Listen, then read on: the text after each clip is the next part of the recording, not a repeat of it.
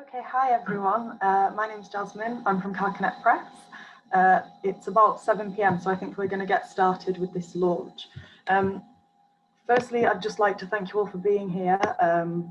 Obviously, we're here to celebrate Katherine Horrex's debut collection, Growlery. This is her first full collection. It's just come out, so thank you all for being here to celebrate with us. I'm going to hand over in a second, but I just want to explain how this is going to work and what's going to happen. So this event's going to last about 1 hour. In a second, I'm going to disappear. I'm going to hand over to Maryam Hessavi. She's going to pop up. You may know Maryam, she's a poet, she's also a critic. You will get to know her poetry a bit better next year. She's going to be in our next New Poetries anthology. So that will be New Poetries 8, coming out in January, so look out for her there. In a sec, Maryam will come on screen. She's going to introduce Katherine and say a few words before Katherine comes along and she will give us a reading. While Katherine's reading, she's going to be sharing her screen, so the text will be on screen so you can read along, which should hopefully make it easier for you to follow the words. If you do need to see Katherine's face bigger, if you need to lip read or anything like that, you should be able to just double click on her face and it'll get bigger for you. After Katherine's read for about 20 minutes or so, Maryam will return and the two of them will have a little conversation about the book, and then there'll be time for some audience questions at the end. So before I hand over, I just want to point some things out to you. If you are on a computer, there should be at the bottom of your screen some options. You should be able to click onto something called Q&A. You can add a question there for Katherine later. There's also a chat function. If you click on that, we'd really like to hear from you during the reading. Obviously, you can see us, but we can't see you. So it would be really great to just hear some responses. Say hi to us in the chat. It'd be really nice to hear from you. I will just put the details of getting the book with the code in the chat for you now, so you can see where it is. But this will come as an email tomorrow, so don't worry. Obviously, you can't do everything all at once, but if you want to do that now, that's there.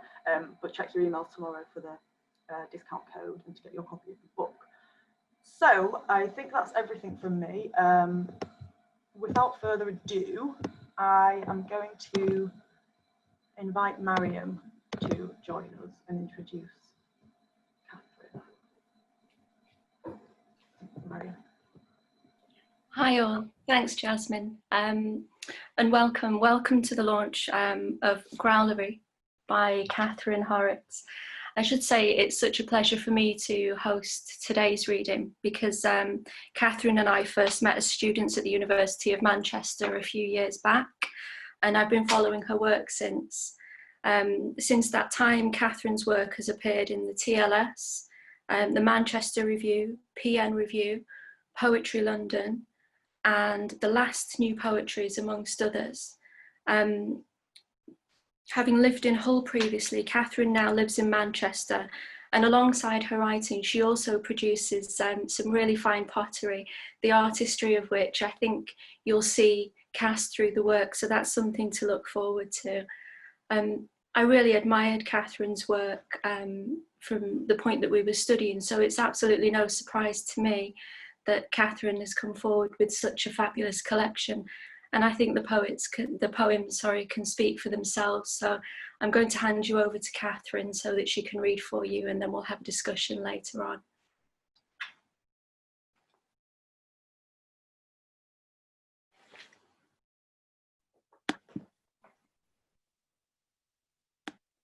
Okay, hello there. Thank you very much. Thank you so much, Maryam. You can hear me, right? Can you? I'm just checking that anyone in the panel might want to say hi, that they can hear me. Yes, that's great, fantastic. Yes, it's so strange having Maryam read for me or do the introduction for me, because we're so, it was a mutual sort of awe, I think, well, definitely on my part. So the way I'm gonna do this is I am gonna, I've got to open the thing, and then I will be scrolling through and also looking at my notes, which I have written, so I know where on earth I am. Okay. So yeah, I chose this poem as the book's opener, partly because I was so surprised at having written a poem about the internet that I didn't want to bin immediately. It mentions fish. I'd wanted to catch the internet like a big fish, I guess. The internet is quite a big feature within the modern growlery, and without it, we would not be gathered here today. But it has its sinister elements to it, I suppose. So without further ado, mainframe. Light the colour of deep sea fish, tax down fibre optics. If you could peer down the lines and see through the neon, you'd discover molecular numbers. In cladded glass tubes, where numbers swarm and are desperate to pixelate, I'm only a blanched thing searching. At the line's other end, your face a satellite dish.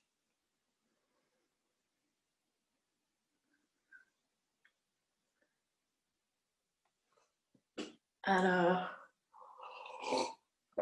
with Four Muses, the thing I remember mostly was the fig trees. I was amazed that there were fig trees in Sheffield, and I've heard that although they were originally cultivated commercially, there's such a density of fig trees in the area that one possibility as to why that is that factory workers ate vast quantities of fig biscuits and then possibly discarded packets and digested the biscuits, which then sprouted into trees. In any case, there are microclimates, and as a result of the steel factories and the temperature of the river by those factories, which has meant that fig seeds can germinate. As far as muses go, by the time that I had written this poem, I had heard a lot about the muse, especially in relation to Renaissance courtly love. And I wondered why there were not loads of poems by poets boasting about having loads of muses, as might be more fitting to the modern era, but I kept it quite modest with four. Four muses. What to say to my muse, the power plant, who makes auras for the city's night hours with a sputter of wattage and volts? What to say to my muse, the steelworks, who sends hot blasts down the standpipe for fig trees to thrive in? What to say of the pigments rolled out in testing chambers by my latest muse, the chemical plant? What to say when the power plant hums and clicks and shines like a fairy-lit woodwind instrument? What to say when the belting out of playground pieces gives way to the making of girders for steelworks? What to say when McBride's carpets the roach and makes soft 6-foot dams out of flammable detergent? How to contain them all, do justice to their invention of and disregard for protocol? How to juggle their sweltering egos when I walk where figs leave oily splats on the towpath, street lamps turn pale in daylight, and latex dries in a bucket slung round a rubber plant's tapped green trunk.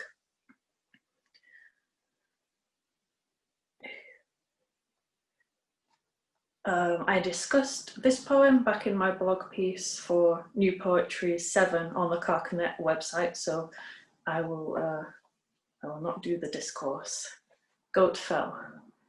Only after living in its shadow for a month can I say that its attraction has worn off, that I went there once or twice, seeking a river locals mentioned not long after I arrived. Nose raw with the churchy strangeness of water underfoot, and the valley closing over like a hand. My boots were sucked by moss, and a slip in the mud nearly had me kneeling, as if I were a pilgrim at the island's altar. More like it was the butcher's block, in the craggiest backstory of this particular air. And what I'd heard before meant that halfway up, when the wind ran round a slate-grey house, it seemed to whisper, "Rose, Rose," the way a boiler in an old house takes on the voice of someone who's not there. Now I do not want to go into that cold mountain dream with feet scrying for the summit in the screes and murder in the fellside's bones. And now with something, my authorship of which I hope will not lead to my being butchered in the street, Brexit. The city has been stamped with leaves and is a mailbag waiting to be posted somewhere. Houses on a hillside stacked like letters spilling over so the wind can almost snatch them. Its streets are grit-filled markings on a shoe sole, cambering uneasily at the heel and worn into themselves like grafted skin. The tarmac has a greasy sheen. Only people's backs hunched towards shopping confirm life happens here, wrapped in cagoules. People personable as tents zipped shut, canvas for the rain to write on. They lean into windows lit like oilseed, believe they're holding something by its horns. Their houses ache like letters that leave something bad unsaid, but the whole world knows their thoughts. Theirs was only the stale and temporary discretion of boobs at a polling station. Houses on a hillside turn to banners, filling with the wind, which never takes them far.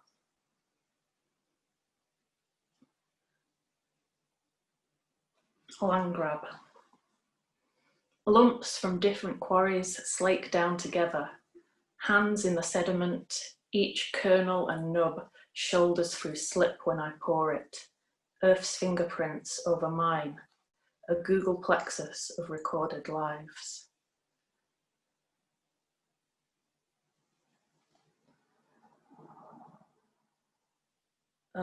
This poem I wrote about Park Hill Estate in Sheffield, in its state as it was prior to refurbishment in a series of expensive fish tanks. Parliament fallen. We can afford to know nothing beyond concrete, the concatenate glower of windows. The street below is a shortcut for us, though we hate to be dripped on by clothes horse balconies. Looking up means a view through a dark kaleidoscope where leaden baselines beat at the air with all the thunder of hives. It calls to mind the shuttered instability of hearts. As a disused mall, this polygon could be acceptable. Instead, we wonder if there are people in the hidden parts of the panopticon waiting to reveal just how brittle they've become. A helter-skelter skeleton, bleach stripped by the sun, the sweet vomit smell of bleach itself, and we consider whether something built purely to function can only fall to ruin. The city's sirens congregating in these squads, where anyone talking talks boldly in a voice that spreads to fill the space, shaped to keep its own community of echoes.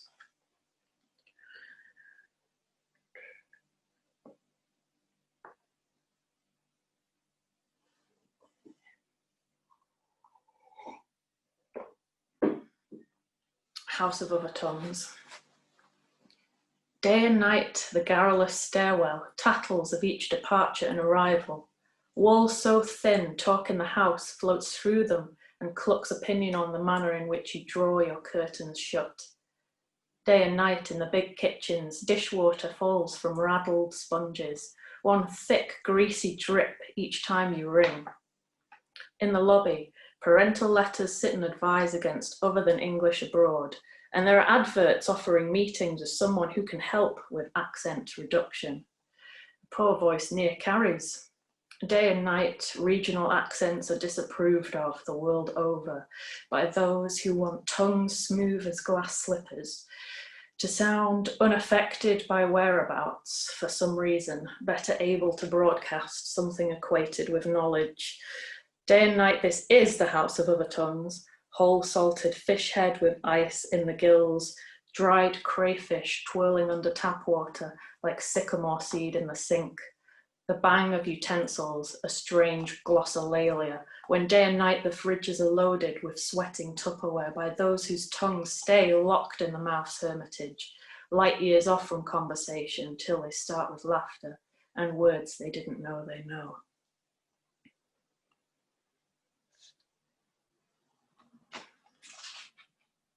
Autonomous landfill. When I come back, I'll be a refuse tip, 20 containers on a tarmacked hilltop. I'll spill along your road and cover it with the foil corners of trays from the hot dog stand. Leave a ton of matter, pulped bones jawed by lorries till you're hidden by the feta of everything melting at once. I'll drop an abattoir on the school where the world seemed far and immense. You'll be as consequential as an index in a catalogue of disused sat-navs, your spine crenellated with perspex. Fragments in your back when I bury the shoreline of a torrent of sliced up LCDs and rust from a ditched biplane.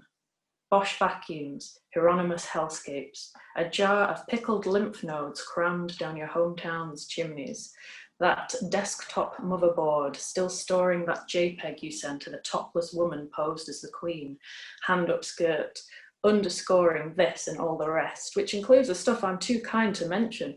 Turf I'll caramelize in the memorial gardens next to an old tramp obsessed with nudes. Your windows, your door jambs, every exit of your home to mock you. I'll seal with DNA from 1 trillion unaberrated genomes.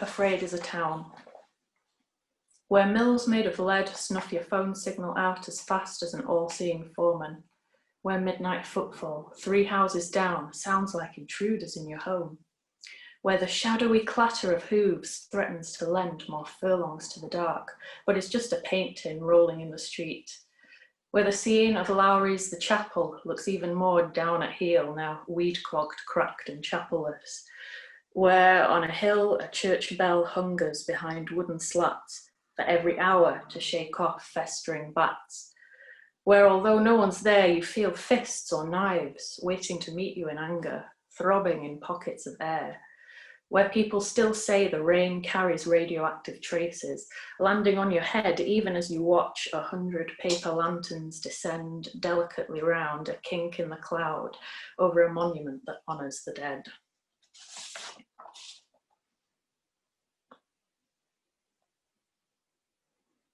So I was in Stoke-on-Trent having a look at the potteries, where I learned that female staff members, when women were finally allowed to work in the factories, were prevented from taking the better paid roles such as throwing. Kiln stacking was also barred to women with the excuse that it was a dangerous job. But preventing women from making ceramics is just anathema to me. And even though it happened in the 19th century, I'm not prepared to let it go. This is called bottle kilns. When they smashed the brick, their eyes turned hot as grains in a sandstorm. Men who went out into smoke covering the streets, all doors dark and even the snow as it fell. Men with blank stomachs ministering to coal snap, crackle and pop. 3 stories of buckling fire bricks held with thin iron hoops. Men on their way to pile the saggers, bearing them on their heads as they went like women walking 10 miles to a well. Men who heated the stacked saggers and plied the pottery with 15 tons of burning coal, who lined their bellies with spirits so they could reckon with the fire mouth. Wet rags to their faces, running in and out to press themselves with the heat.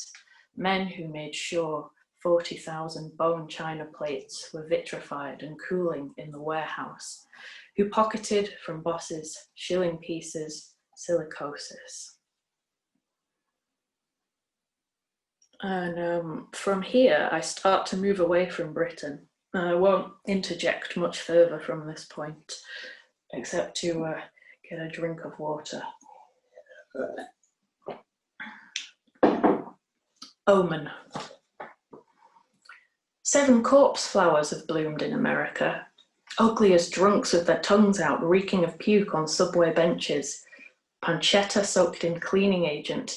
Huge flies grub all over the spathes, formidable as black ops. Crowds gather in greenhouses to watch the spadixes rise like synchronized swimmers out of each monumental petal head, camping out until a strange plant becomes a strange depleted candle, its rubbery wick a bouncy castle cut off from the pump. Clock hands snip away and the sun folds under the horizon, leaving stars piled above the Aram's hidden corn. On a podium elsewhere, several figures stand to dance around their politics, bowing out of the Q&A before the hustings.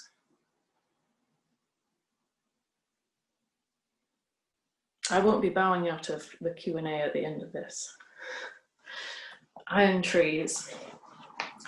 Tree parts were gathered by the dozen from vendors in Jingdezhen. Long staffs chewed by the delicate lanterns, by wood ears puffed up with poisons, trunks with chatter marks from fungi, ashen nebs the shape of Shanghai, maps of the studio's neighbourhood crisscrossing into the rough wood. Shields wrought with pulp and wasps' nests emerged from the foundry casts, to be bolted at quizzical angles, quaint as a lamplit shambles, until the ferrites did their work of weaving through the bark. Rust, the tree's deepening autumn, coats each reaching limb with red lichen, and lava-coloured sap sets into the notches, the striation. Night looks down at our undead trees, the governments propped up with dynasties.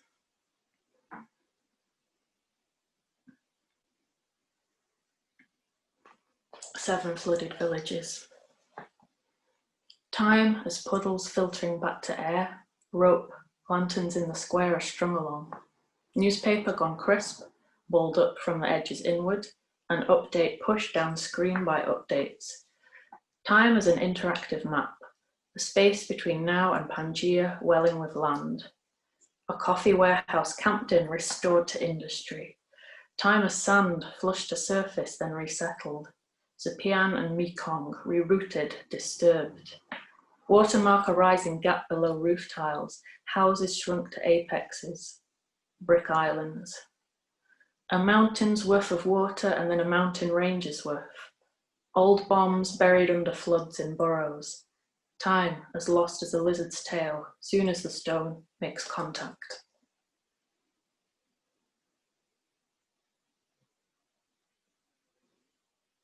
Grey natural light. It breaks through voile and stains like tannin leaching into a cup. The voile bunches like tissue paper strewn by an elephant. Carbon filters into rooms invisibly on the back of the world's breath. Dioxide. It is not unexpected, nor is it hindered. Almost every car trails ashes down the road's long crawl of grow, grow, grow. Not much today it seems will grow, but we may dig for graphite, paint elephants in the sky azure.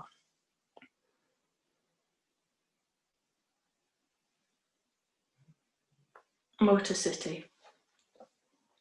If I lived here and cultivated a certain kind of pride, I'd wish the world would visit and not make these kinds of observations. Would see instead colourful monorail cars devoid of emptiness, wide, bright cinemas on wide, clean streets, high-rises built from caddy grills. Grassroots hope throughout the conurbations, not this spreading aftershock of disassembly. Now capital has moved to evolve more cheaply, leaving burnt-out multi-stories as its ammonites. Nor press conference after press conference after press conference about how to fix the fuse of shorted neighbourhoods, how the best corners are forever halogen lit, but home to children who swear they hear Wi-Fi chirping to the point of distraction. How there are two kinds of living. If yours ain't the best, you get drunk and aimless on a BMX, patted down by cops. The blighted clapboard peels and curls like birch rot, it being too easy, sensationalist, to say flame. Drama can lead to a broken fascia, and there are plenty of those in this birthplace of the junkie singing "Grease my palm with silver," this pioneerdom of going under in the age of fibre optics, casinos in the only quarter glowing, townhouses put to pasture, and the Ford plant's bitten windows whistling.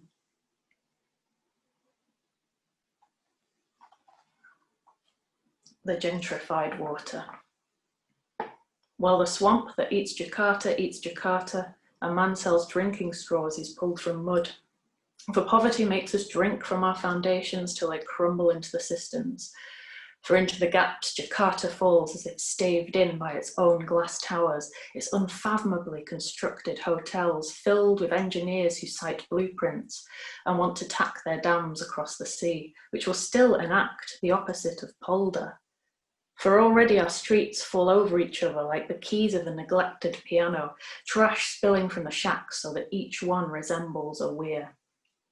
For we exist in a capital of geo-brinkmanship, leaving in hope that our home will drop us into its own cracks quietly and then be reconstructed somewhere on the other side, making wells of our bellies to transfer to the city not yet Jakarta. For if we do not leave, we live as fodder for the flood. What can we do but call to the hotels we sink beneath?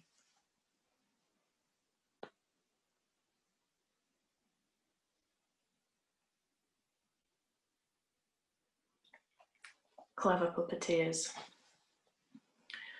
Money forms in clouds far from the metropolizing cities.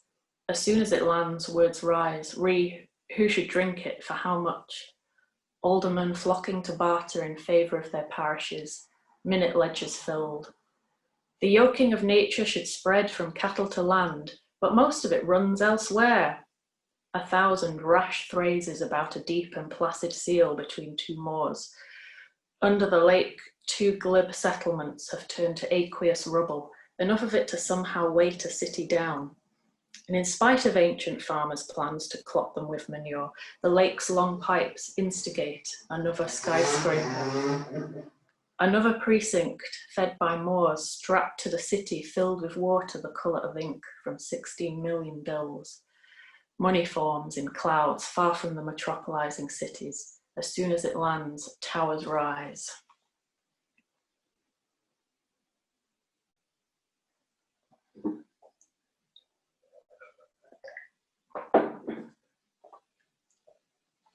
Small batch. Some Goldman Sachs financier ordered plates to be made and sent to her in Brooklyn.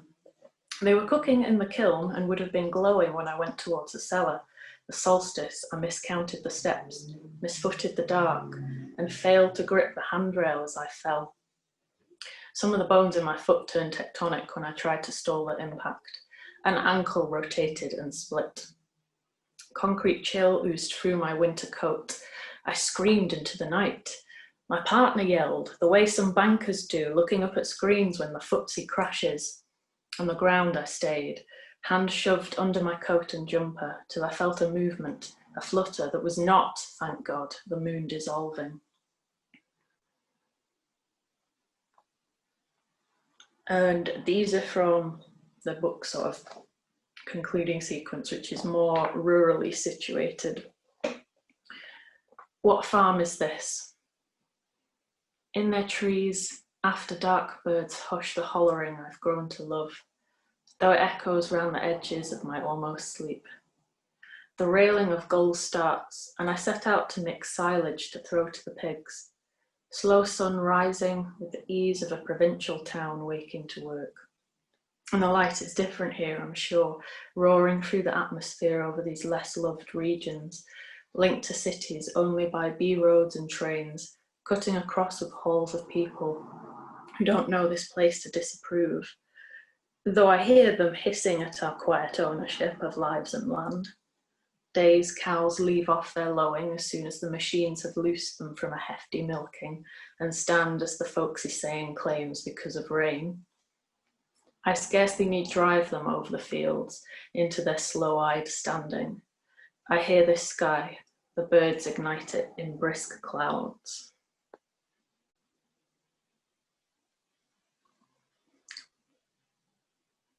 Three minutes past midnight. That owl must have called as many times as there are rings in the tree it lives in. A ranging inquiry of who, skimmed into the night with a stammer of branch bark. He shears the air as he hunts, his frosty, cobwebbed, kudzu-covered owlets rasping in the nest of his heart where they cough up gibblety pellets of who.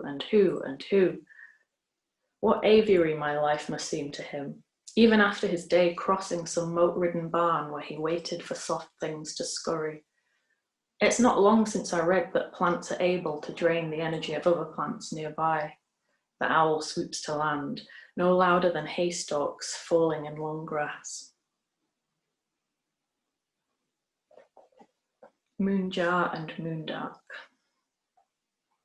I wouldn't think to hide in such a lampish vessel as the moonjar, its hemispheres of bright clay joined for the storage of rice, soy sauce and alcohol. Porcelain is not especially given to the clandestine, though here it calls something to my mind of the old noun for a white's nest egg hidden from her husband.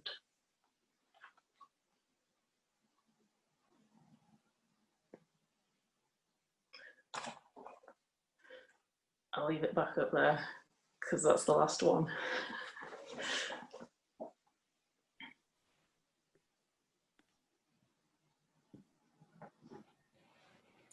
Thank you, Catherine, for that gorgeous reading. We've got a few questions that have come through, so I'll just talk briefly with you about a few of my thoughts, and then we'll go on, we'll pick up on some of those. I suppose with the reading, actually, it really reinforces something that struck me initially with the poems, which is the language and or the choice of language, which for me, when I was writing it down, I wrote it down as growly language. So there are a lot of the really rounded vowels and the word choices, the slake, the slip, the nub, the glower of windows, and the earthiness of that, which was really interesting for me, because then it's cut across with some real sharpness in the imagery and in some of the language. So in the first poem, Mind Frame, for instance, you've got the neon, and those bright lights appear later on, either through the language or visually. And I think that that's it's a really interesting juxtaposition, because it really brings the brighter aspects through, and it's a bit like lightning through the gloom of what feels like a more of a gothic colour palette that you've got. And I wondered whether, for me, that affects the imagery greatly, but I wondered whether, in terms of your process, does the imagery and those kinds of gloomy gothic colour palettes then cut across with I suppose the very current, the fibre optics and the brighter flashing images? Is that something that is part of the initial process or image, or is it something that comes and is born out of the language? I think it comes out of the language, but I love to mix. I love strong palettes and colours and all of that, and I guess I like it to come to sort of have these flashes in the gloom, so there's not too much gloom, as it were. But I love Gothic writing, so it's like making sure I get some kind of balance. Yeah. I think you do that really well, and even when you read one of the poems again, I think the Four Muses, and if I'm correct, and you get the figs in there as well, and so you've got the gloom and the purple, and then the light flashes. It's really nice. I think we've had a couple of questions about, well, relating to that, about the vividness and the imagery. We've got quite a lot of questions actually, so I'm just going to bob over onto some of those. There have been a few questions about the pottery and how that relates to the writing. So we've got one from Michael Schmidt. I'll read it out to you. Remembering the wonderful display of your pottery, where I bought my favourite bowl, I wonder if there's a connection or analogy between that kind of work, which seems so harmonious, and the making of your poems, which are often so angry, but contained somehow. Lydia Harris has also asked whether you would talk more about making pots and how pots might resemble poems in their making and by composition. Well, funnily enough, sometimes when I make pots, I not often, thankfully, but sometimes I get a conversation coming from something I'm making, and I once thought that a pot I was making, it was sort of like a soldier talking to me, and I'm very interested in how it relates to the human. So and the idea that there could be a story in the pot, and because I don't know exactly where the earth has come from that I'm using that I'm manipulating, because I don't harvest my own clay yet. I just buy it from Stoke, pre-made in bags. And so I'm often wondering about things. And then when I was writing the poems about the pottery themed poems, I was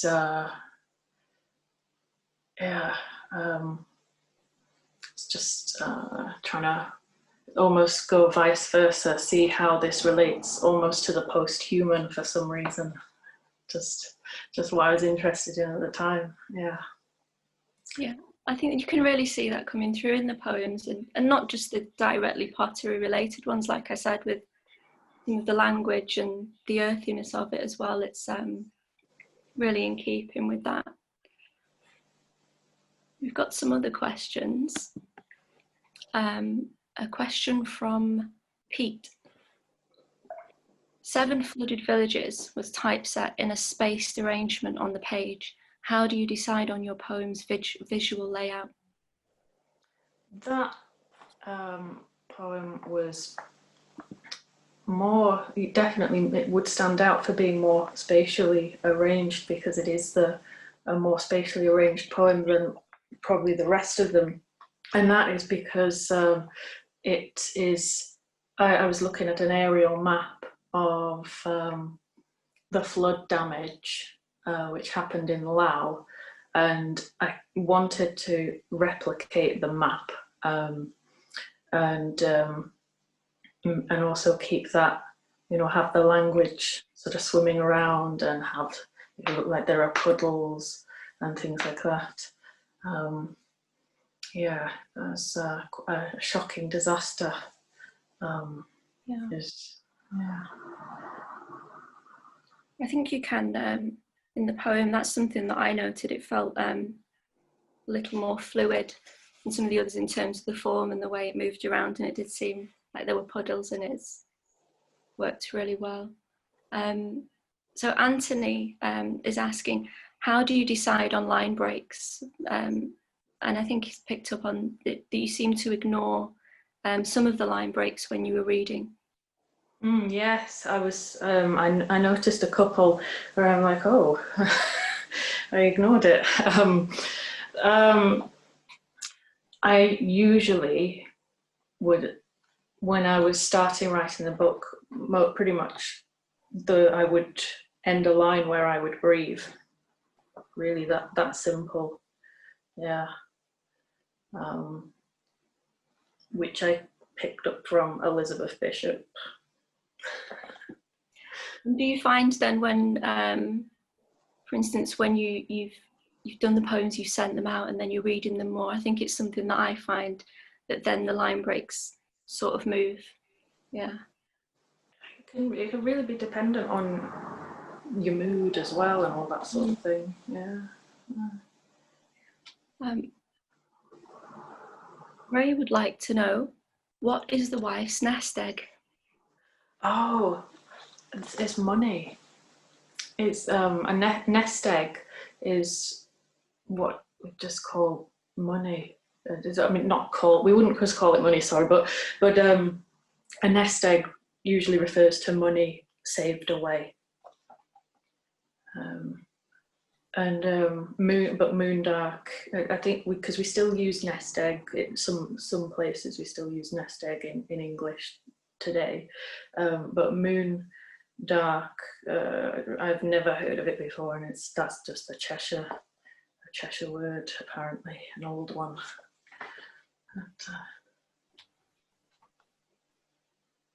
We have another question from Michael.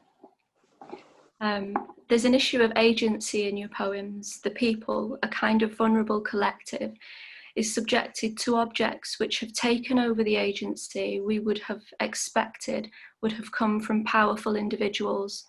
There is anger, but there is resistance, ?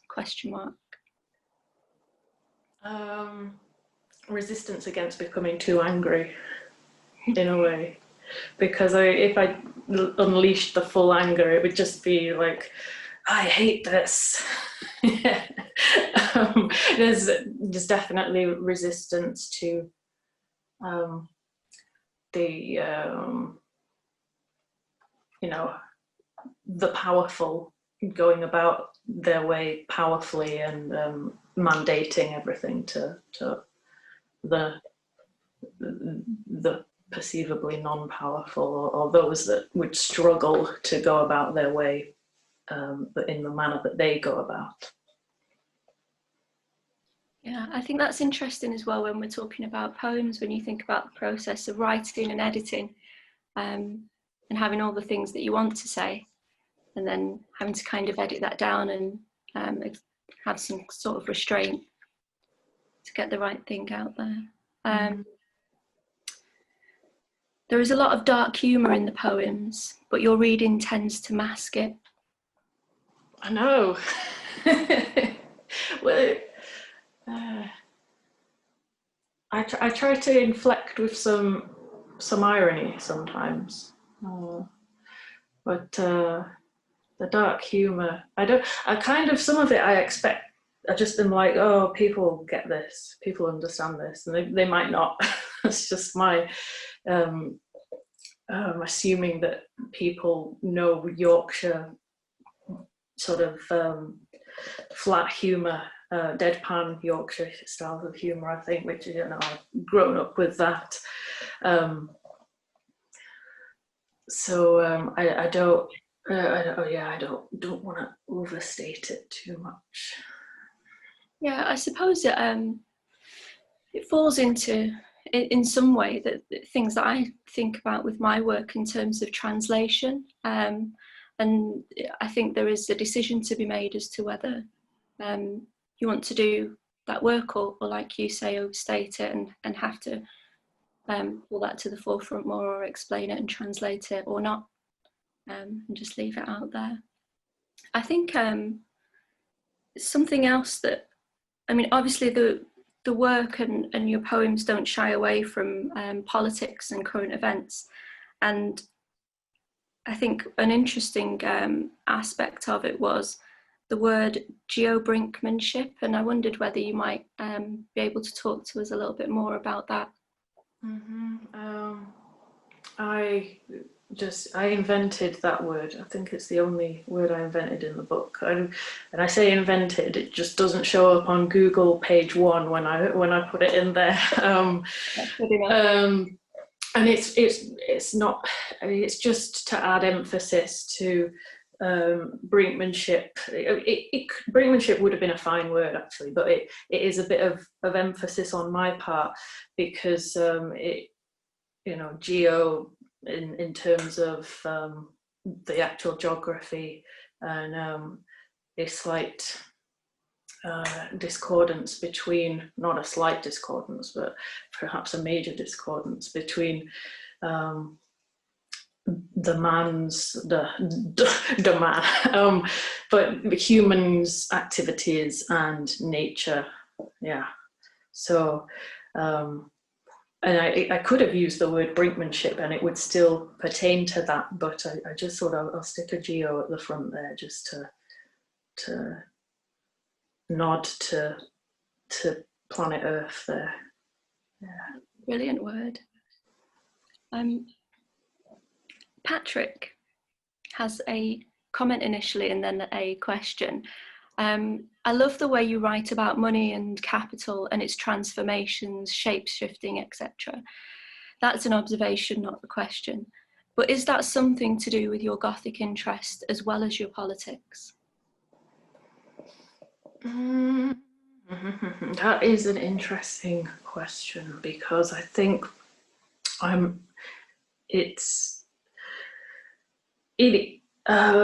was looking back at Gothic literature recently, and the politics doesn't tend to feature much in it. Wuthering Heights, there's not much people talking, there's not much talk about capital, but then it is implied in the poverty of the circumstances of some of the characters, particularly the Liverpudlian, I can't remember his name, the guy who Gordon Brown said he was like, and everyone was just aghast in horror because you don't really want to compare yourself to him. But it's not all that thought out, to be honest. On my part, it is more of a sort of melting pot of my interest, and also yeah, I like to bring the current into the past, sort of thing, and take the past towards the current. So my worries about capital have nothing to do with my desire to be as good as the Brontes or as good as Edgar Allan Poe, say.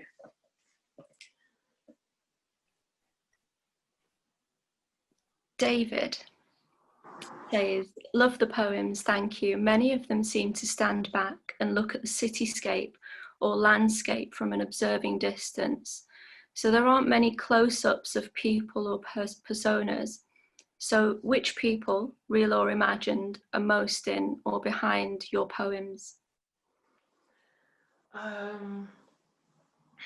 They are, a lot of the time, they are imagined, or they are, well, there are love poems to my partner, a lot of them in the book, actually. There's like Buttermere, which I didn't read, but that is in the book, a poem to Dermot. But Dermot does feature, he's inspired so much of the book, and he is my one muse as far as Growlery is concerned. But most of the people are sort of, I imagine, looking, panning across a cityscape, as you say, David, and counting them all as a mass, yeah, rather than individuals. I don't want to put too many individuals in there in case they wouldn't want to be in there. Like, I don't know, I'd feel weird about it.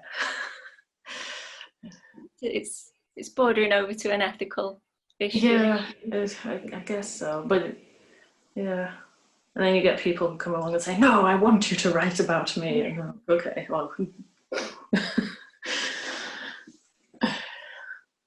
I mean, that aspect is interesting because you have that comes through from the poems anyway, in terms of the your interest, as you said, in Gothic literature, and the romance does come through. I mean, that calling into the night, and then the speaker's partner, calling out with the split ankle, which is again, like I said, a really striking poem, I think, in small batch. And I suppose at that point as well, at points like that, it falls into the grotesque.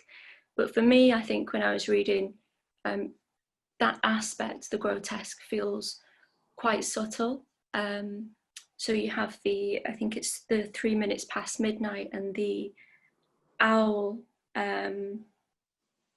where he waited for the soft things to scurry, which again for me falls into the grotesque, but is really very subtle, and I think that's wonderfully done. Is that an intentional thing for you, or?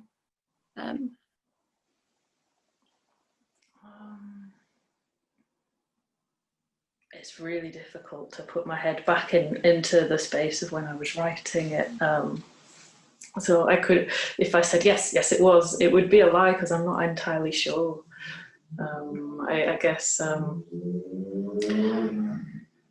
definitely do like to blend the subtle with the almost vulgar, if I can get away with it, which is also part of my appeal, the appeal of politics, because I know a lot of people find it vulgar to put political, to do anything that has politics in poetry. Some people find that like it debases the medium. I don't like to be quite that purist about it. So yeah, definitely blending two two sides. So the subtle and the non-subtle. Yeah, that is deliberate. But as to the particular line, I can't remember. Yeah, I mean, I suppose, yeah, in other areas it does come through in less subtle ways, like the butcher's block that turns from the altar, which is great. I was thinking as well about the politics, and for me, something that comes through a lot is class. And I suppose in House of Other Tongues, that was one that really struck me about accents. And I wondered if you could talk a bit more about that, maybe in terms of whether that's just born from observation or experience, Well, influenced the work.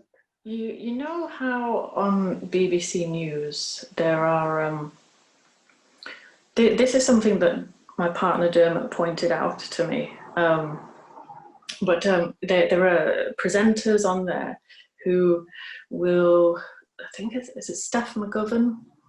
He said, look, you can notice she's trying to cover up her her regional dialect, sound, her accent, and everyone has an accent, but he reckoned she was trying to cover it up, and I was like, oh, that could be true, we don't know. But then it came out in a newspaper somewhere that there'd been loads of complaints about whenever her accent gets to her, whenever her regional accent becomes more pronounced than what we might describe as a national accent, that gets complaints. People ring in and complain about it. And with House of Other Tongues, I did see an advert offering accent reduction. It was just so that was by someone who was offering that, so that the postgrad students who come from in that building, mostly outside of the UK, because there was only me who was not from outside of the UK,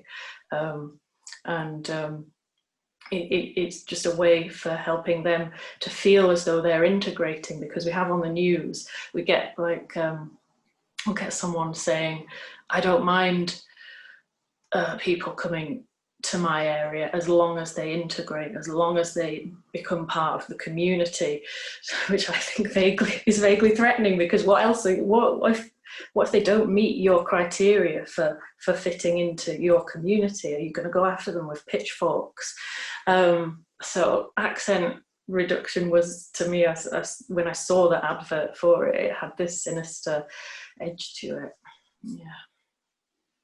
Yeah, it is interesting. I think it's probably something that I think I've done myself as well, in terms of, or I found myself doing in terms of accent and things like that. And I thought that was, it was a really nice way to bring through conversations about class. And like you say, it's interesting in terms of how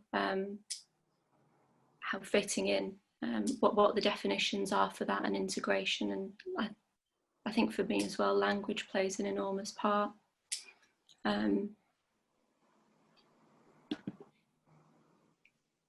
I'm just going to, before I go into anything else, check if anybody else has any burning questions.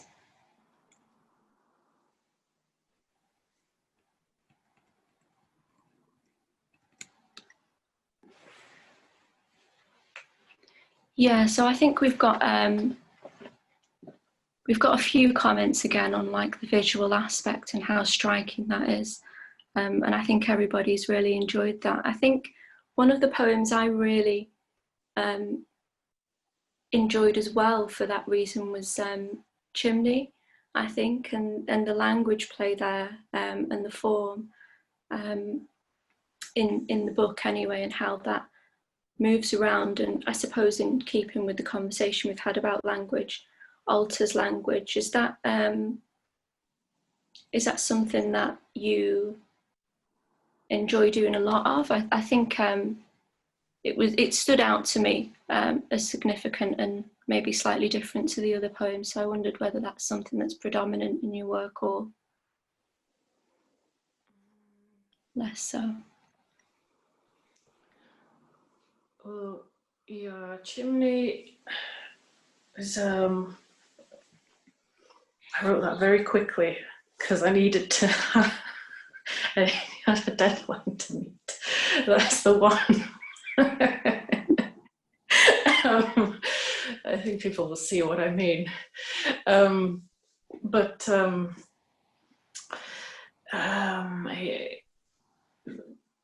I love strong visual imagery, and I guess throughout writing the book, I was just like, just speaking to that love I have of poems with strong visuals in them,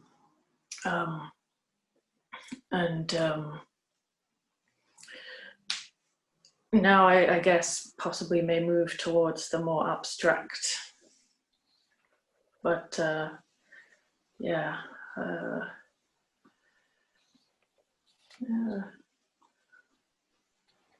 So I suppose you say that you're moving potentially towards something else. So in terms of... Sorry, go on. I was going to say, I want to continue writing about the internet, which I did with Mainframe, but again, the visual would be a strong way of leading me into that subject matter, because I will be visualizing the whole superstructure of the internet, which I had to do to write that poem, but really going for it, writing more and more poems about the internet and stuff like that. Yeah. So what sorry, I interrupted again. What were you? No, I interrupted you. No, what were you going? I was actually saying, what was it I interrupted you on? So what were you going to say? I was just going to say, I think that was it really is, like I was talking about the imagery and the colour palette before, it really is one of those striking poems, and not just because of the imagery. For me, it's such a skillful way that I think for me, I'd find it really hard to talk about the internet and find that many ways to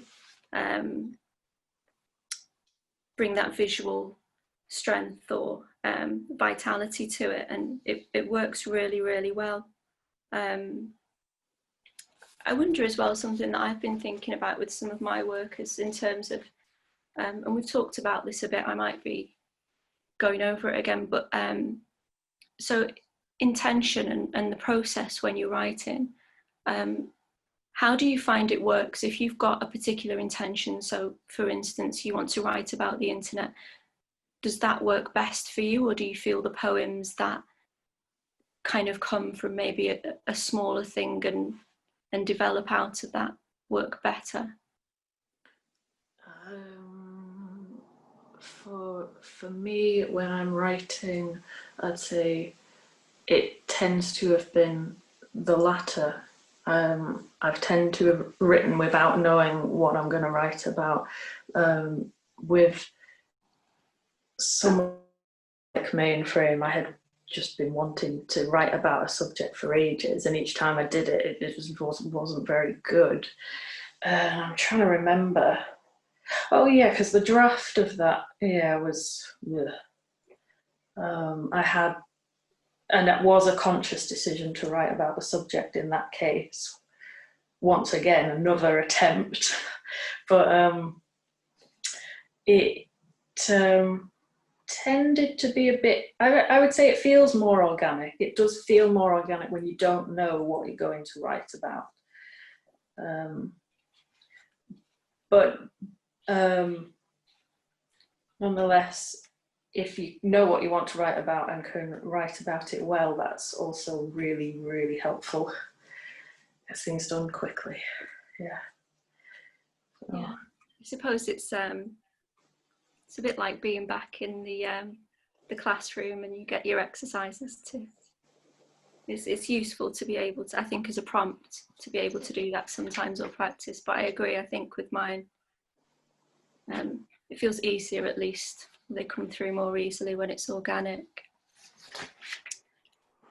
I think maybe lastly, and again, we've touched on this, I think, throughout, and in some of the questions as well, but well, and potentially you've answered that, but the two sides of things, and the juxtaposition of the superstructures and the urban landscape, and then nature and rurality.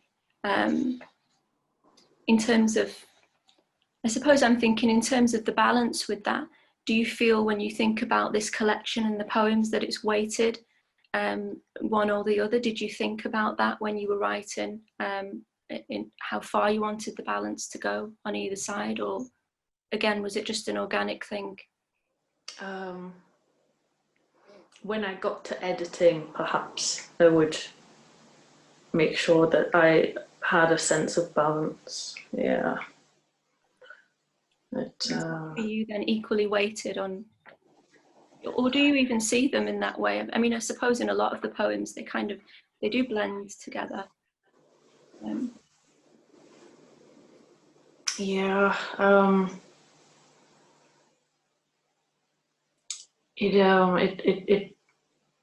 I do see that there's like the balance, or what I just would call just the push and the pull, between various sort of sense of conflict sometimes, and I enjoy that when I'm writing, because it is like it becomes like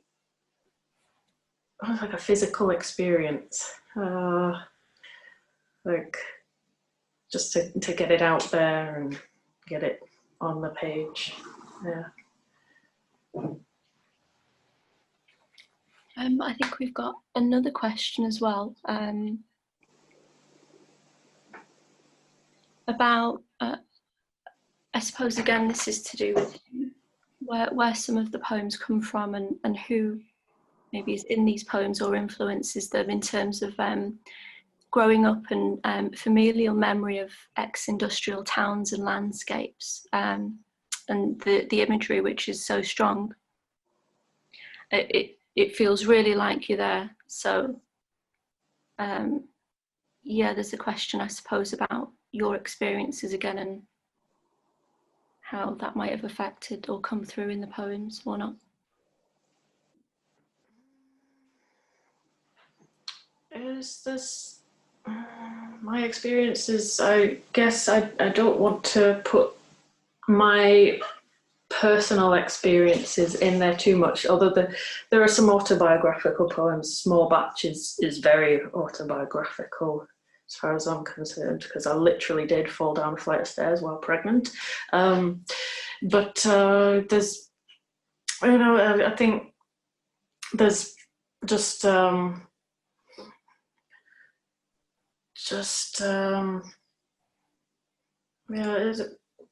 it's about sort of letting it all fly, I guess, and not being too hung up on any one particular experience, because if I were to do that, as I said earlier, it might potentially be a fraught thing, and there'd be people brought into it, and I don't want to bring people brought into my poems, because that is the puritanical aspect to me when I write, is that it's kind of private. Whereas I don't have any like hang up about poetry being political whatsoever, but because it's in a poem, it feels a bit more private. It allows me to discuss something without the tabloids, say, picking up on it, or Twitter giving it 50 million likes and it being shared everywhere, that sort of thing. Well, I think I could sit here for hours and go through all of my notes on this, but I think we've gone over the hour. So unless we have any last questions, which I think will be pushed to get in, I'd just like to say thank you to everyone for joining us today, and for all of the questions and for getting involved with the discussion. And Katherine, thank you also for sharing your work. It's been such a pleasure again, as I say, to host this and to listen to you read the poems as well. Thank you very much. Thanks everyone for turning up, and thanks Maryam for really helping me out doing this thing here. It was a pleasure. I just want to reiterate those thanks. Thank you all for being here. There were some really great questions, and it was super to hear you read those poems, Catherine. Yeah, and thanks for your great discussion. So this has been really, really pleasurable. Just one last time, I'm going to put in the chat the link to get the book. But as I said, you'll get this as an email tomorrow. So don't worry about it if you can't do it now. If you do have any problems, you should have my email address, so you should be able to get in touch with me. And finally, the next thing to note is that our next launch will be next week, this time next week, Wednesday, the 2nd of September. We're launching As Best We Can by Geoffrey Wainwright, and hosting that reading will be fellow Carcanet poet Helen Tukey, so please do join us. The details are on our website for that. So yeah, thank you guys all for being here. Thank you, Maryam, and thank you, Catherine. It's been really wonderful.